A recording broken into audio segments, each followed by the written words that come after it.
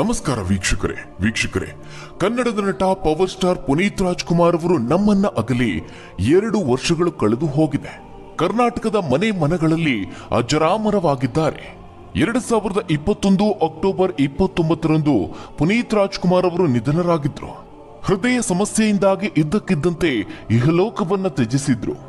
ಎಷ್ಟೋ ಜನ ಅಭಿಮಾನಿಗಳಿಗೆ ಇವತ್ತಿಗೂ ಆ ನೋವನ್ನ ಅರಗಿಸಿಕೊಳ್ಳೋದಕ್ಕೆ ಸಾಧ್ಯವಾಗ್ತಿಲ್ಲ. ಇನ್ನು ಅವರು ಅಗಲಿದ ನಂತರದಲ್ಲಿ ಅವರ ಪುನರ್ಜನ್ಮದ ಬಗ್ಗೆ ಭಾರಿ ಚರ್ಚೆ ಆಗಿತ್ತು. ಅದರಲ್ಲೂ ಕೆಲವೊಂದಷ್ಟು ಪುನರ್ಜನ್ಮ ತಜ್ಞರು ಅಪ್ಪು ಆತ್ಮದ ಜೊತೆಗೆ ಮಾತನಾಡ್ತೀವಿ ಅಂತ ಹೇಳಿದ್ದು ಭಾರಿ ಚರ್ಚೆಗೆ ಗ್ರಾಸವಾಗಿತ್ತು.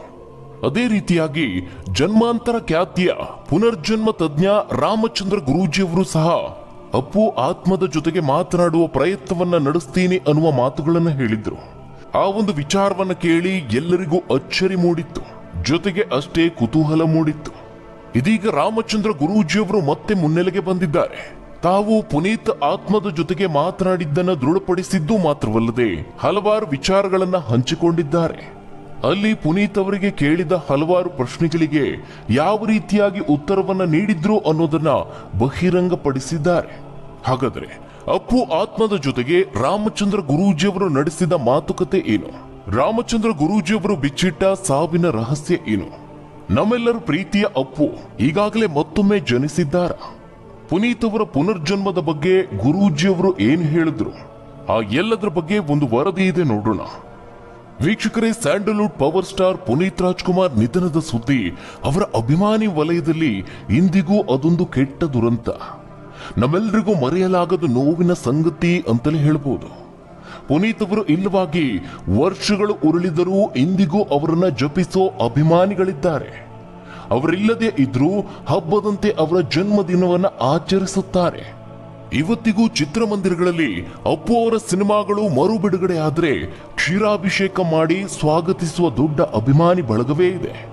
ನಗುಮುಖದ ಒಡೆಯ ಪುನೀತ್ ರಾಜ್ಕುಮಾರ್ ಅವರು ಇಲ್ಲ ಅನ್ನೋದನ್ನ ಅರಗಿಸಿಕೊಳ್ಳೋದಕ್ಕೆ ಸಾಧ್ಯವಾಗ್ತಿಲ್ಲ.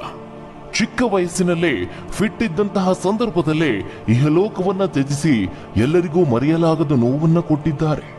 ಇದೀಗ ಈ ರೀತಿಯಾಗಿ ಅಗಲಿದ ಪುನೀತ್ ರಾಜ್ಕುಮಾರ್ ಅವರ ಜೊತೆಗೆ ಮಾತನಾಡುವಂತಹ ಪ್ರಯತ್ನವನ್ನ ಗುರೂಜಿಯೊಬ್ಬರು ಮಾಡಿದ್ದಾರೆ. ವೀಕ್ಷಕರೇ, ಈ ಹಿಂದೆ ಕಸ್ತೂರಿ ವಾಹಿನಿಯಲ್ಲಿ ಜನ್ಮಾಂತರ ಅನ್ನುವ ಕಾರ್ಯಕ್ರಮ ಪ್ರಸಾರ ಆಗ್ತಾ ಇತ್ತು. ನಿಮ್ಮೆಲ್ಲರಿಗೂ ಆ ಒಂದು ಕಾರ್ಯಕ್ರಮ ನೆನಪಿರಬಹುದು. ಈ ಒಂದು ಕಾರ್ಯಕ್ರಮವನ್ನ ಪುನರ್ಜನ್ಮ ತಜ್ಞ ರಾಮಚಂದ್ರ ಗುರೂಜಿಯವರು ನಡೆಸಿಕೊಡ್ತಾ ಇದ್ರು. ಎಷ್ಟೋ ಸೆಲೆಬ್ರಿಟಿಗಳು ಕೂಡ ಇದರ ಭಾಗವಾಗಿದ್ರು. ಇದೇ ಜನ್ಮಾಂತರ ಖ್ಯಾತಿಯ ಆಧ್ಯಾತ್ಮಿಕ ಗುರು ಅಂತಲೇ ಗುರುತಿಸಿಕೊಂಡಿರುವ ಅಂತಾರಾಷ್ಟ್ರೀಯ ಮಟ್ಟದಲ್ಲಿಯೂ ಖ್ಯಾತಿಯನ್ನ ಪಡೆದಿರುವಂತಹ ಡಾಕ್ಟರ್ ಶ್ರೀ ರಾಮಚಂದ್ರ ಗುರೂಜಿಯವರು ಇಂತಹದೊಂದು ಪ್ರಯತ್ನವನ್ನ ಮಾಡಿದ್ದಾರೆ. ಅವರು ಈ ಹಿಂದೆಯೂ ಸಹ ಈ ರೀತಿಯಾದಂತಹ ಪ್ರಯತ್ನಗಳನ್ನ ಮಾಡಿದ್ರು. ಸಿನಿಮಾ ಸೆಲೆಬ್ರಿಟಿಗಳು ಸೇರಿ ಹಲವು ಗಣ್ಯರ ಆತ್ಮದ ಜೊತೆಗೆ ಸಂಭಾಷಣೆಯನ್ನು ನಡೆಸಿದ್ರು ಅಂತ ಹೇಳ್ತಾರೆ. ಆ ಮೂಲಕ ಹಲವು ವ್ಯಕ್ತಿಗಳ ಅಕಾಲಿಕ ಸಾವಿನ ಹಿಂದಿನ ರಹಸ್ಯವನ್ನ ತಿಳಿಯುವಂತಹ ಪ್ರಯತ್ನವನ್ನ ಮಾಡಿದ್ರು. ಅವರು ಆತ್ಮದ ಜೊತೆಗೆ ಮಾತನಾಡಿದ್ದಕ್ಕೆ ಸಾಕಷ್ಟು ಉದಾಹರಣೆಗಳನ್ನು ಕೊಡ್ತಾರೆ. ಬಾಲಿವುಡ್ ನಟ ಸುಶಾಂತ್ ಸಿಂಗ್ ರಜಪೂತ್ ಅವರ ಸಾವಿನ ಬಗ್ಗೆಯೂ ಅವರ ಆತ್ಮದ ಜೊತೆಗೆ ಮಾತನಾಡಿದ್ರು ಎನ್ನಲಾಗಿದೆ. ಅದೇ ರೀತಿಯಾಗಿ ಇದೀಗ ಪುನೀತ್ ರಾಜ್ಕುಮಾರ್ ಅವರ ಜೊತೆಗೂ ಸಂಭಾಷಣೆಯನ್ನು ನಡೆಸಿದ್ದಾಗಿ ಹೇಳಿಕೊಂಡಿದ್ದಾರೆ. ನಿಮ್ಮೆಲ್ಲರಿಗೂ ಗೊತ್ತಿರೋ ಹಾಗೆ 2021 ಅಕ್ಟೋಬರ್ 29ರಂದು ಪುನೀತ್ ಅವರು ಹೃದಯದ ಸಮಸ್ಯೆಯಿಂದ ನಿಧನರಾದ್ರು. ಡಯಟ್, ವರ್ಕೌಟ್ ಅಂತ ಆರೋಗ್ಯದ ಕಡೆಗೆ ಸಿಕ್ಕಾಪಟ್ಟೆ ಗಮನ ಕೊಡ್ತಾ ಇದ್ರು ಪುನೀತ್ ಅವರು. ಅದ್ರ ಜೊತೆಗೆ ಅನೇಕರಿಗೆ ಧನ ಸಹಾಯವನ್ನ ಮಾಡಿದ್ದಾರೆ. ಎಡಗೈಯಲ್ಲಿ ಮಾಡಿದ್ದು ಬಲಗೈಗೆ ಗೊತ್ತಾಗಬಾರ್ದು ಅನ್ನೋ ರೀತಿಯಲ್ಲಿ ಸಹಾಯವನ್ನ ಮಾಡ್ತಾ ಇದ್ರು. ಆ ಸಹಾಯ ಮಾಡಿದ್ದನ್ನ ರಿವೀಲ್ ಮಾಡ್ತಾ ಇರಲಿಲ್ಲ.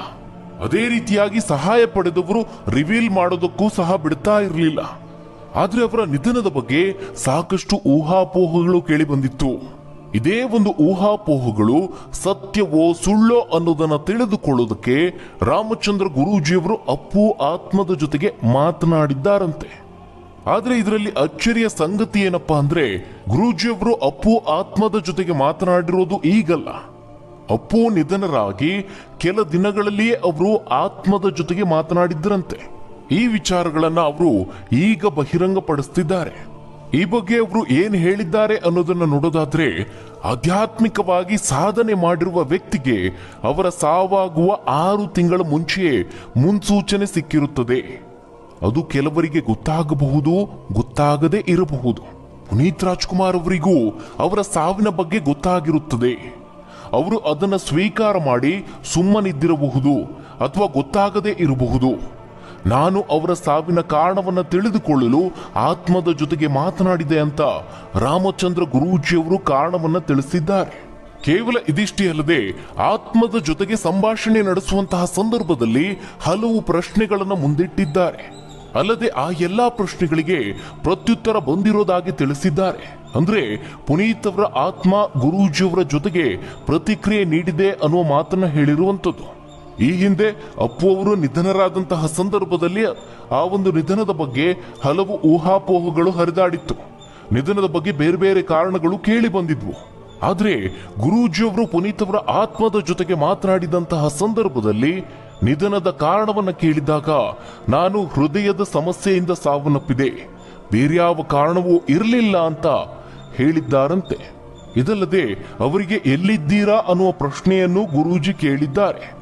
ಇದಕ್ಕೆ ಉತ್ತರವಾಗಿ ನಾನು ತಂದೆ ತಾಯಿಯ ಹುಡುಕಾಟದಲ್ಲಿ ಇದ್ದೇನೆ ಅಂತ ಉತ್ತರಿಸಿದ್ದಾರಂತೆ. ಕೇವಲ ಇದಿಷ್ಟೇ ಅಲ್ಲದೆ ಮರುಹುಟ್ಟಿನ ಬಗ್ಗೆಯೂ ಪ್ರಶ್ನೆಯನ್ನ ಮಾಡಲಾಗಿದೆ. ಹಲವರಿಗೆ ಮರುಜನ್ಮದ ಬಗ್ಗೆ ಸಾಕಷ್ಟು ಕುತೂಹಲ ಇದೆ. ಈ ಬಗ್ಗೆ ಮಾತನಾಡಿರುವಂತಹ ರಾಮಚಂದ್ರ ಗುರೂಜಿಯವರು ಸಾವಿನ ನಂತರ ದೇಹದಿಂದ ಹೊರಬಂದಿರುವುದು ಆತ್ಮಕ್ಕೆ ಎಲ್ಲಾ ತಿಳಿಯುತ್ತದೆ. ತಂದೆ ತಾಯಿ ಕುಟುಂಬದವರು ಅಳುವುದು ಸಹ ಗೊತ್ತಾಗುತ್ತೆ. ಅದು ದೇಹ ಬೇಕೆಂದು ಹುಡುಕುತ್ತಿರುತ್ತದೆ. ಅದಕ್ಕಾಗಿಯೇ ಆತ್ಮಕ್ಕೆ ತಿಳಿಯಲಿ ಎಂದೇ ನಾವು ಸಂಸ್ಕಾರಗಳನ್ನು ಮಾಡ್ತೇವೆ. ಆತ್ಮದ ಸಮಯ ಮುಗಿದಿದೆ, ಬಂದ ಕೆಲಸ ಮುಗಿದಿದೆ, ನೀನು ಇನ್ನೊಂದು ದೇಹಕ್ಕೆ ಹೋಗಬೇಕು ಅಂತ ತಿಳಿಸಲು ನಾವು ಸಂಸ್ಕಾರಗಳನ್ನು ಮಾಡ್ತೇವೆ ಅಂತ ಹೇಳಿದ್ದಾರೆ. ಅಲ್ಲದೆ ಸತ್ತ ವ್ಯಕ್ತಿಯ ಆತ್ಮದ ಜೊತೆಗೆ ಸಂಭಾಷಣೆ ಮಾಡೋದಕ್ಕೆ ಸಾಧ್ಯವಿದೆ. ಆತ್ಮ ಸಂಭಾಷಣೆ ಅನ್ನೋದು ಒಂದು ವಿದ್ಯೆ. ಅದೇ ಒಂದು ವಿದ್ಯೆಯ ಮೂಲಕವಾಗಿ ಅಪ್ಪು ಅವರ ಆತ್ಮದ ಜೊತೆಗೂ ಸಂಭಾಷಣೆಯನ್ನು ನಡೆಸಿದ್ದೆ. ಅವರು ಅಗಲಿದ ಕೆಲವೇ ದಿನಗಳಲ್ಲಿ ಮಾತನಾಡಿರುವಂಥದ್ದು. ಆದರೆ ಈ ಸಂಭಾಷಣೆಯನ್ನು ನಾನು ಎಲ್ಲೂ ಸಾಮಾಜಿಕವಾಗಿ ಬಹಿರಂಗವಾಗಿ ಹೇಳಿಕೊಂಡಿಲ್ಲ. ನನ್ನ ವೈಯಕ್ತಿಕ ಮಾಹಿತಿಗೋಸ್ಕರ ಮಾತ್ರ ನಾನು ಆ ಒಂದು ಪ್ರಯತ್ನವನ್ನ ಮಾಡಿದ್ದೆ. ಯಾಕಂದ್ರೆ ಅವರ ಅಭಿಮಾನಿಗಳು ಕೋಟ್ಯಾಂತರ ಲೆಕ್ಕದಲ್ಲಿ ಇದ್ದಾರೆ. ಪಬ್ಲಿಕ್ ಪ್ಲಾಟ್ಫಾರ್ಮ್ನಲ್ಲಿ ಆ ರೀತಿಯ ಪ್ರಯತ್ನವನ್ನ ಮಾಡಿದ್ರೆ ಬರುವ ಪ್ರಶ್ನೆಗಳು ಅದನ್ನು ತಡೆದುಕೊಳ್ಳುವ ಶಕ್ತಿ ನಮಗೆ ಇರೋದಿಲ್ಲ. ಹೀಗಾಗಿ ಅದನ್ನು ಬಹಿರಂಗಪಡಿಸಿಲ್ಲ ಅಂತ ಹೇಳಿಕೊಂಡಿದ್ದಾರೆ.